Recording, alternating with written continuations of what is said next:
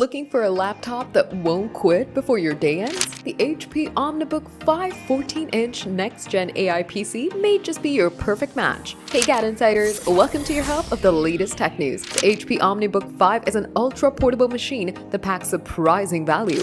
It's powered by Snapdragon X chip, offering a vivid 14-inch OLED display, and weighs under 3 pounds, making it ideal for students, commuters, and anyone working on the go. And yes, it delivers a jaw-dropping 16+ hours of battery life, outperforming even the M4 MacBook Air. The OLED screen is the standout here, delivering rich colors and deep contrast that makes everything from YouTube to spreadsheets look better. The keyboard and touchpad are also there to impress, offering tactile responsive feedback usually found in pricier models. If we talk about performance, the OmniBook handles web browsing, emails, and writing without breaking a sweat. It's not built for video editing or AAA gaming, although casual games like Stardew Valley would play smoothly. And while its performance trails Apple Silicon, the trade-off is worth it if long battery life and a lower price matters more. That's not all, because the US base model has just 256 GB of storage compared to 512 GB in the UK